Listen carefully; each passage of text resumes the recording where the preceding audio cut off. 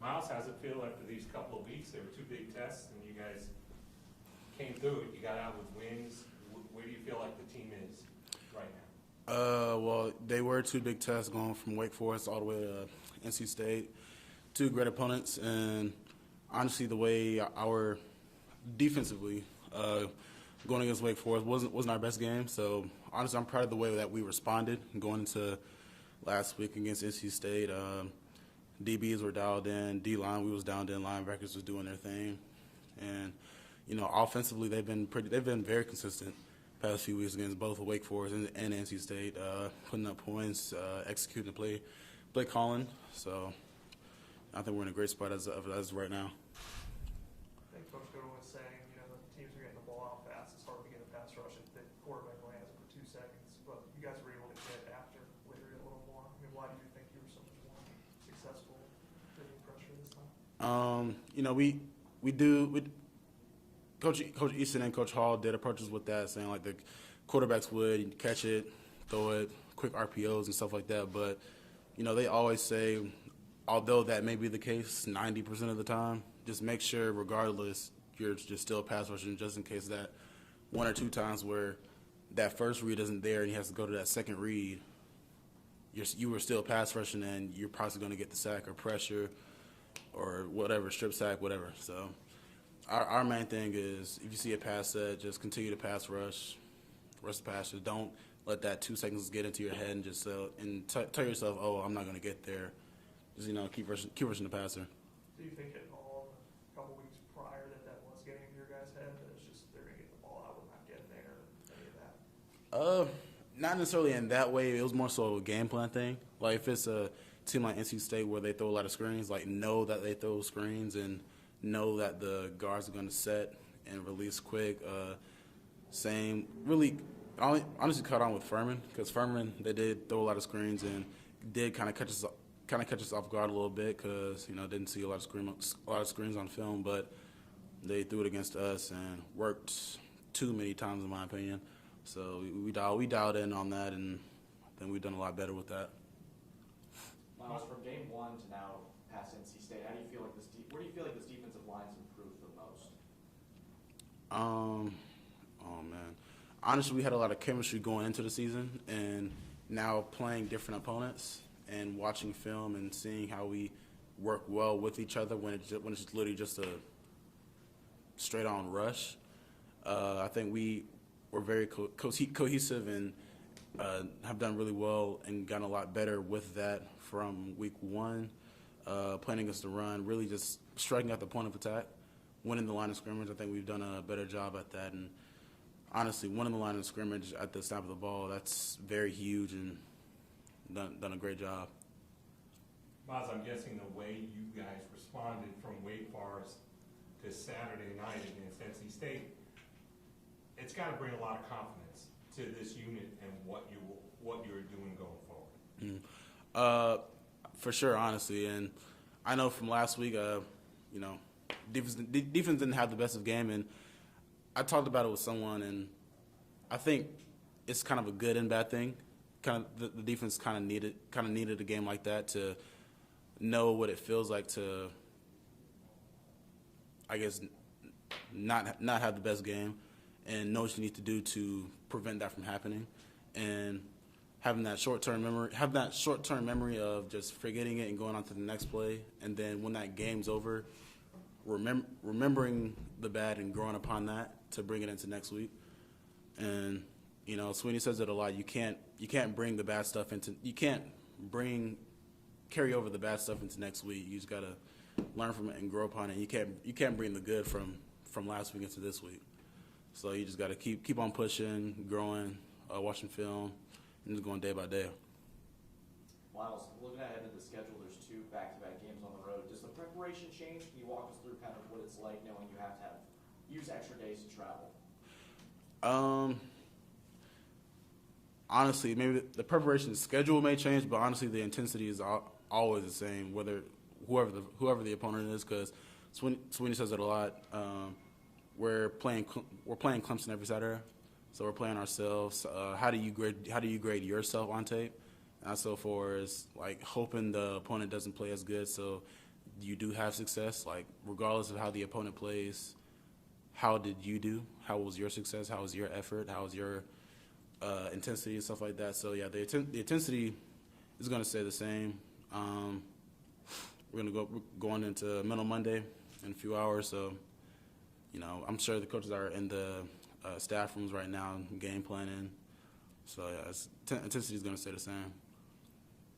Do you know much about Boston College's offense yet? Watch a little bit of film on them, and good, very, very run heavy. Good bit of misdirection. Very accurate quarterback. Hit his spots anywhere, honestly. Short to mid range throws. Throw it over the top every once in a while, but honestly, just started watching film on them. Going to keep watching film on them, and I'll know more about them. Going back to Furman, I think that was a week where Coach Sweeney said there was some loafing on the field. He brought up specific, I think her name specifically, maybe just as an example. But do you hear that, and does that make you want to respond in any way? I mean, when you hear that it wasn't always effort-wise what you wanted. I hear the message, and I hear his intent. His intent is really just to see how I'm going to respond to that. It is calling me out. So I mean, I really just gotta respond, and have my film speak for itself. Honestly. You talk about grading yourself. I mean, how do you feel like you would grade the first 4 games of the season as opposed to this 5th one? Honestly, not well. I guess personally, not too well, but I've always been a hard grader, even for some of my best games, or some people that would think were my best games. I've probably graded myself as so many things could have been so much better, and that's with any game with anybody. Something can always be improved, but I'm always my hardest critic. So I guess going from the first 4 games, they were, I guess, okay. This past game, better. Still a lot of things that I could have improved on. Some pass rushes I could have improved on. Run plays, playing the run. Always something to improve on. What are some things you thought you did well in this game that you want to build upon in the coming weeks? Having a good pass rush plan, and being more consistent in that pass rush plan, and film study, knowing the backfield sets and what they like to run out of those sets, and really just within the play call, knowing what I need to do and what I can do according to that backfield set, and knowing what they like to do out of that. That's pretty much it. Any questions for Myles from Zoom? Hey, Myles. Sorry, Hey, Myles. Trevor Gross, SeaTigers.com. No sacks in those first 2 games. 3 sacks in the last 3. Were they double teaming you at all in the first couple games? Well, yeah, that's double team, slot protection, running back, tight end shift. That's gonna come with every game, honestly, and that really comes with game planning and watching film, and I guess knowing how the offensive coordinator is gonna think. And I've never been one to want to use excuses, so honestly, those things are just things that I can improve on, things I can conquer. I played against double teams before, and I've been double teams all the time, so honestly, just things that's been on me, honestly. Do you think that your defensive line is harder to do that against than most, just because you have so many guys that can rush the passer so well? Yeah, I do believe that. Whether whoever's double team, whether it's me, Brian, KJ, XT, Tyler, Root, whoever, if one person double team, someone else has a one-on-one, and my expectations for me and anyone else on the line is if you have a one-on-one, you got to win it, because I see the one-on-one pass rushes every day against our O-line, and honestly, to put in short words, it looks fantastic in my opinion. So that's just my expectation. If you have a one-on-one, you got to win. Thanks, Myles.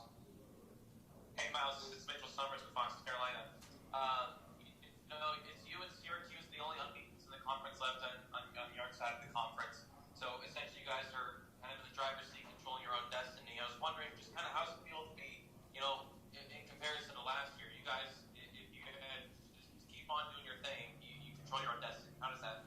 Yeah, that's the biggest thing, to be in the driver's seat of this entire thing. Because last year, it was not a good feeling being in the hotel on Friday nights, looking at NC State, looking at Wake Forest, and just hoping for I guess failure for one of those teams so that we could move up in the polls. And that's really just not a good feeling. Not something that I would ever like to do ever again, personally. So it does feel good to be in the driver's seat, and honestly, we just have to fall in love with the work to stay in the driver's seat. And that starts with mental Mondays, going to Tuesday, Wednesday, Thursday, and Friday practices, and just let the work show on Saturday. And one other thing, I think every game this year, there's probably been one of you guys in the defensive line that's been out. You know, are you looking forward to a time period where it's going to be you, X, Brian, everyone, and Tyler all at full health? And just how scary will that be whenever everyone's ready to go and cook it? It'll be scary because that'll be.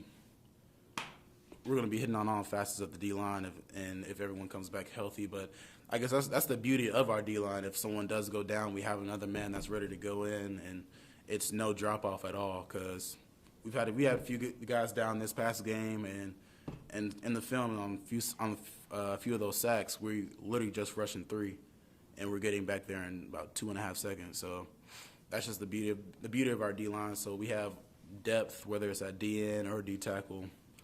If someone goes down, we can put someone in.